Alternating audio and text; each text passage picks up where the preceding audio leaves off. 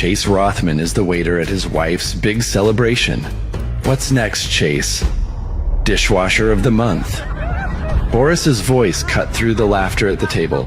Chase froze in the doorway, still in his waiter's uniform, plates balanced in his hands.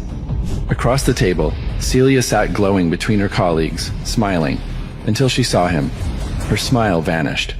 Only if Celia knew who her husband really was, she'd be terrified and proud at the same time.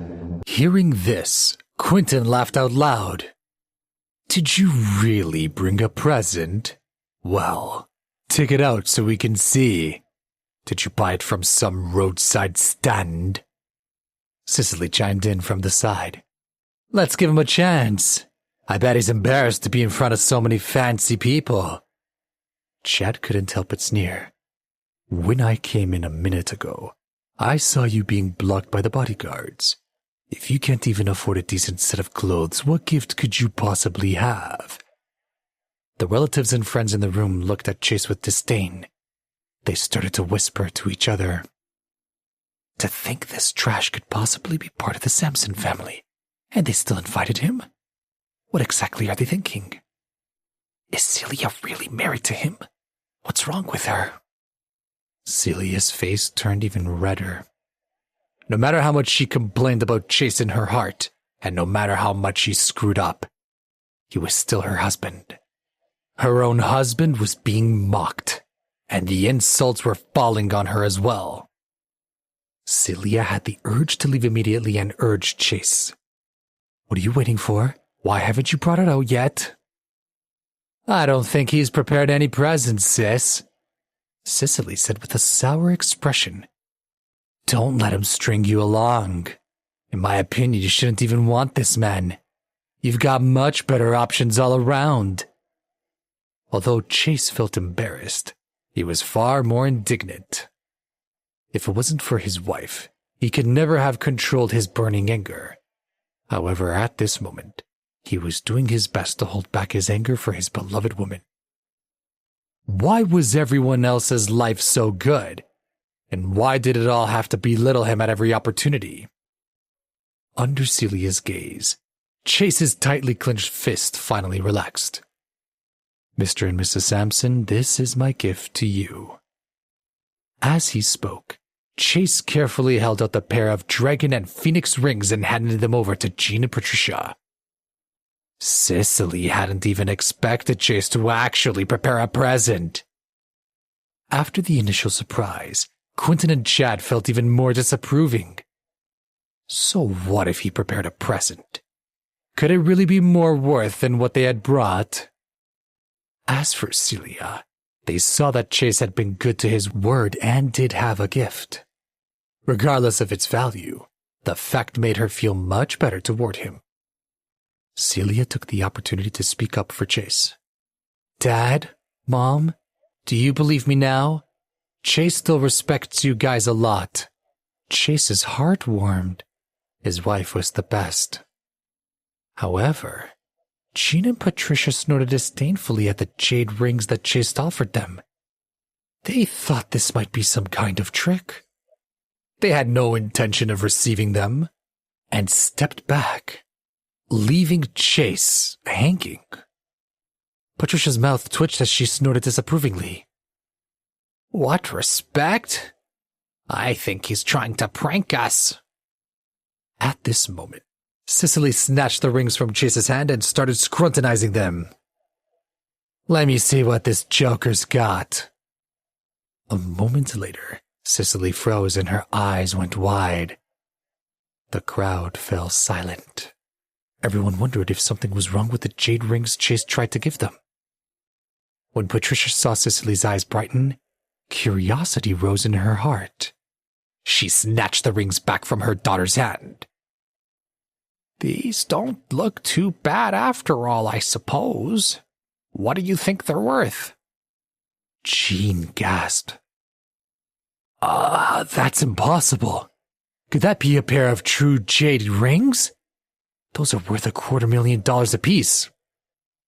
The people who were watching the commotion started whispering to each other. It couldn't be a fake, could it? I bet he got it from the pawn shop. Well, where else would he have gotten them? When Quinton saw that his girlfriend and future mother-in-law were enthralled by Chase's gift, he was initially jealous, but after hearing the discussion, his heart skipped a beat. Mrs. Sampson, this item sure looks pretty, but any expert is able to tell you that it's a high-end fake. Please do not be fooled by him. They can't be worth that much. Quinton stared at the jade ring on Patricia's hand for a moment and pretended to be knowledgeable. Hearing this, Jean scolded Chase angrily. It's actually an imitation. Chase Rothman, what were you thinking? You'd actually use fake goods to trick us? Do you really think we're so undiscerning? Word passed quickly through the crowd. So it's an imitation then. I mean, how could a blue-collar guy like that possibly afford a gift like that? It's alright if you call it a fake when you give it. At least then everybody knows. But trying to fool others is highly unethical. Oh man, I knew Chase Rothman was a loser, but now he's a fraud? How can the Sampsons stand to have him around? Celia's face turned red as she heard the discussion. She did not doubt Quinton's assessment. There was no way Chase could afford a pair of real jade rings. If Quinton said they were fakes, then they probably were. Celia thought that Chase must have listened to her advice and tried to buy the nicest gift possible, even if it meant getting an imitation. She was a little gratified that at least he tried. However, she hadn't expected the reaction to be like this. Chase should have asked her what gift would be appropriate, and then made sure any artifact he bought was authentic. Even if he'd put on his best effort, was it enough? Chase himself almost believed the rings were imitations, but Ken Vaughn himself had given them to him. But had Ken given him fakes? Chase took a deep breath and suddenly said, I guarantee that these pair of rings is authentic. Hearing this, Quinton laughed and fixed him with a look of ridicule. You just don't know when to stop digging, do you? Celia's heart sank into complete disappointment with Chase. She didn't think that this pair of rings could be real, but she wished he would admit it directly. Chase, hurry up and tell them the truth. Chase frowned and disappointment flashed across his eyes. Even you don't believe me? Seeing that Chase wanted to double down, Celia groaned awkwardly. How can I trust you? Tell me, where did you get the money to get my parents such an expensive gift? Chad took the opportunity to add fuel to the fire. Celia, let's get to the bottom of this. Since he says that the rings are genuine, we might as well get someone to verify them. It just so happens I know a collector who has a good reputation in the industry.